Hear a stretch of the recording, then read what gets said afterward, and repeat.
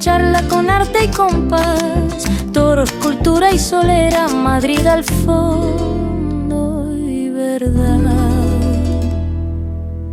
Una media lagartijera con ironía y claridad.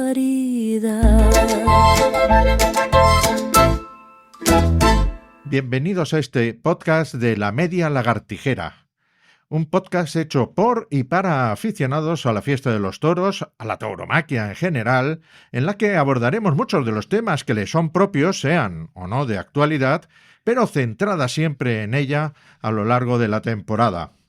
Lógicamente ustedes se preguntarán que ¿de dónde viene esto de una media lagartijera? La explicación yo creo que es bien sencilla. Se dice de las medias lagartijeras aquellas estocadas que daba el genial Rafael Molina Lagartijo, pues ya saben, un poco al cuarteo, como esquivando de alguna manera lo que eran los pitones de la res, y por otro lado, pues dejándola siempre, como suele suceder en estos casos, un poquito baja y atravesada. No era una estocada perfecta ni mucho menos, pero le servía para salir de tantos apuros como los toros de entonces le podían provocar.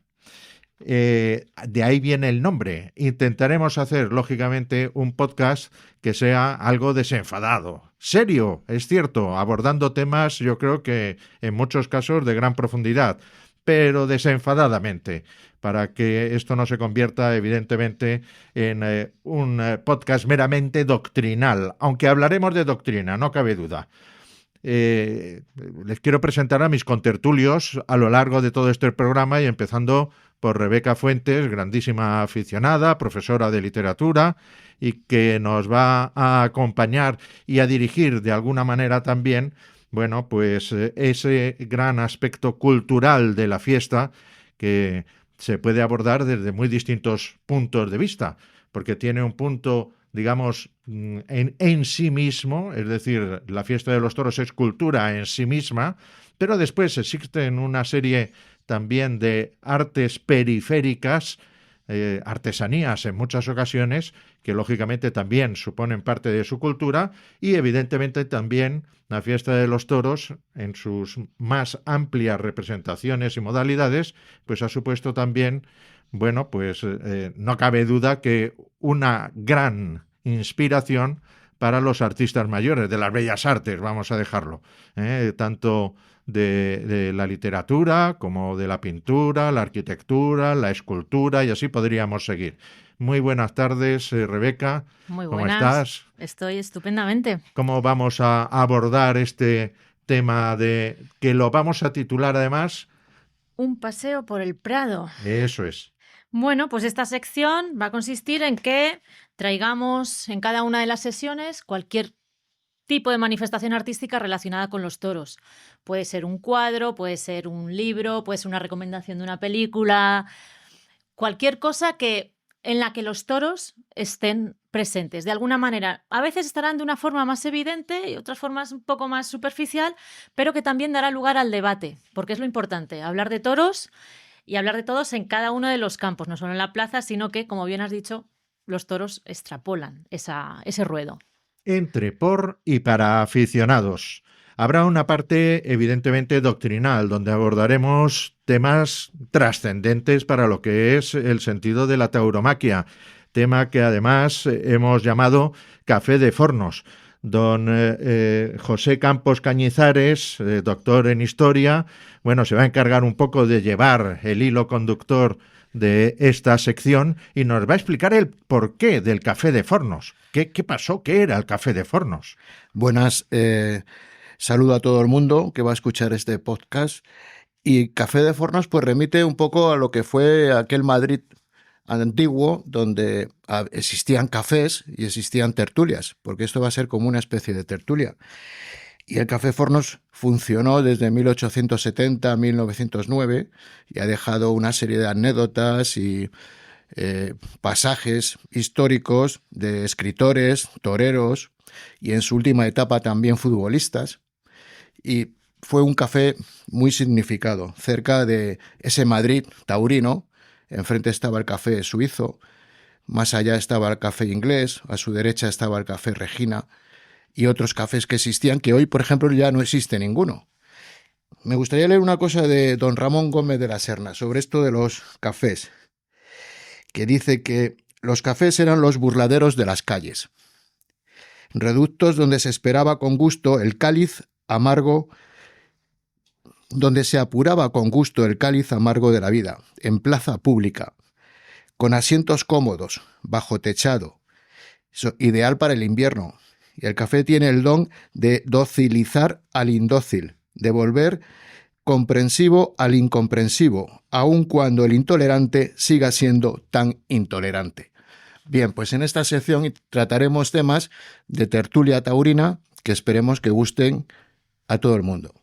Pues yo creo que sí, intentaremos orientar al público en términos generales, pero también a los aficionados en algunos temas concretos, siempre relacionados con el arte de torear, con la tauromaquia, con la fiesta en su conjunto y sobre el centro sobre el que pivota absolutamente toda esta cultura de la tauromaquia, el toro de lidia. Por cierto, Rebeca, a la hora de orientar esto del paseo por el Prado, parece que es que nos hemos dirigido, bueno, pues a una de las dehesas donde se crían. No, estamos hablando del Paseo de la Luz, Estamos que ya ha sido hablando- reconocido como patrimonio Eso es. cultural de la humanidad. Donde se alojan nuestras más importantes obras pictóricas. Pero este paseo por el Prado es muy polisémico, ¿no? Hay que dejar también un poco la puerta abierta a esa parte quizá menos culta y también más popular que tiene la cultura, que a veces se nos olvida que la cultura no solo es algo elitista que se encuentra en los museos, sino también se encuentra en los prados. En efecto. Así sí, que, señor. bueno, pues esta sección lo que vamos a intentar es movilizar y mover a la gente para que quiera indagar, investigar, reflexionar, importante lo de reflexionar, y sobre todo acercarse a la tauromaquia, insisto, desde cualquier manifestación artística.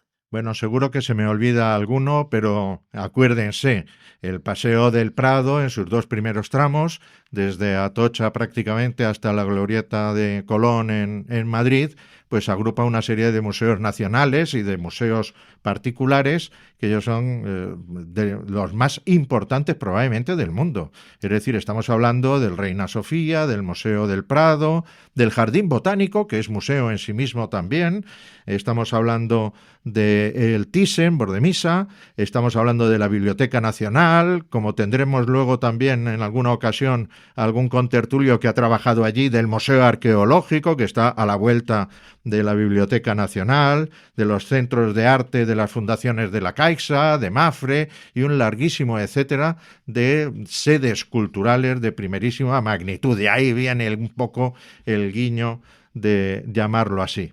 Y después abordaremos habitualmente y lógicamente a lo largo de la temporada también otra de las secciones dedicada a la actualidad que hemos venido en denominar Sol y Sombra. Sol y sombra, en definitiva, vienen a representar los dos lados del público que ocupa las localidades de cualquier plaza de toros, donde muchas veces las opiniones se enfrentan, se contrastan, se dividen, a veces se agrupan en torno al éxito o al fracaso de algunas faenas o de algunos toreros, de algunas ganaderías. Por eso es un tema que trataremos con la actualidad siempre presente, para abordar desde nuestra perspectiva de aficionados lo que va suponiendo el devenir habitual de lo que es la actualidad taurómaca. Actualidad centrada, repito, en las corridas de toros que se vayan celebrando. Bueno, cuando les hablamos ya se han celebrado algunas corridas de toros, incluso algunas ferias ya han finalizado, las dos primeras por lo menos. Hablaremos de noticias de interés en torno al mundo taurómaco, muy diversas, y también, en definitiva, de todo aquello que venga a suponer alguna actualidad dentro de este mundo de la tauromaquia. Don José Campos, bueno, abordarla es una obligación, yo creo que de cualquier aficionado, estar un poco al día. Abordaremos en este Sol y Sombra, evidentemente, temas de actualidad, como venimos diciendo, desde muy distintos puntos de vista. Rebeca. Así es, y seguramente en más de una ocasión discutiremos, pero es algo muy sano, la discusión entre aficionados taurinos.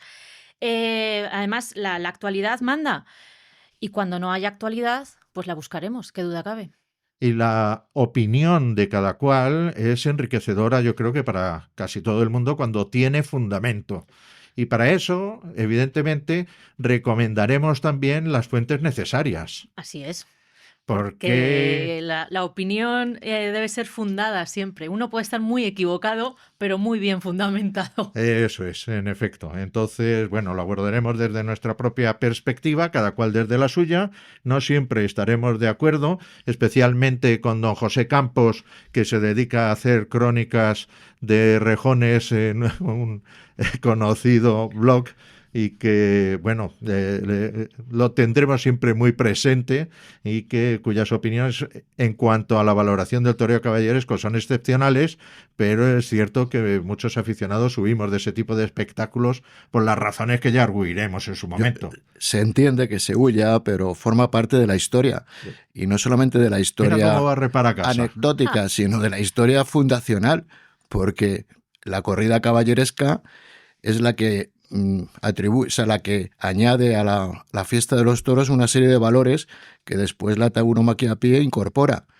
Y es la que, digamos, ha funcionado, como el valor, la ética, en fin, todas estas cosas que tenía el toreador y que se ha trasladado al mundo del torero de a pie. Y parte del rito, porque además no hay que olvidar de la liturgia de la corrida, deriva precisamente de esos festejos caballerescos, no de la tauromaquia popular, como es obvio. Me gustaría hacer una puntualización, porque yo en lo que he leído del toreo caballeresco nunca se dice que a los toros se les tenía que cortar los pitones o cercenar. Es decir, esto es algo moderno que surge para salvar al caballo, que no sé muy bien desde cuándo funciona y que es lo que aparta al aficionado a los toros al serio de la corrida de rejones. ¿Tú crees que el conde de Villamediana o don Juan de Valencia o tantos otros no afeitaban los toros, no? Yo creo que no, en aquella época no. En el siglo XVII, por eso menos, se le llamó de oro. O por lo menos lo escondieron, no dijeron nada. No hay personas que lo vieran. Bueno, yo reconozco que no voy a las corridas de rejones, pero siempre leo las crónicas del maestro José Campos. Son absolutamente enriquecedoras, no cabe duda. Bueno, pues de todo ello y de muchísimo más seguiremos hablando a lo largo de estos próximos episodios del podcast, siempre y cuando ustedes nos lo permitan, nos sigan y nos reconforten también con sus comentarios. Este ha sido un programa piloto como suele suceder en los grandes aviones comerciales, pues está comandado y dirigido por 3 personas. Hay 2 que están a los mandos y un ingeniero, radiotelegrafista antiguamente, ahora ya solo radio en muchas ocasiones, que va controlando todos los aspectos técnicos del avión. Y junto a los 3 pilotos que vamos a dirigir cada una de estas secciones, pues me interesaría también destacar a Daniel Aníbal Pérez, porque sin él todo esto, la verdad es que no podría llegar a buen fin. Y hasta aquí este ensayo de primer programa. Esperemos que a medida que vayan transcurriendo los siguientes, vayamos yendo con toda la fluidez posible, abordando los distintos temas que nos hemos propuesto tratar en estos podcasts y que esperemos que también ustedes disfruten no solo con nuestra palabra, sino también ustedes preguntándose acerca de todo lo que iremos tratando en ellos. Muy buenas tardes a todos y bienvenidos a este nuevo podcast, La Una Media Lagartijera.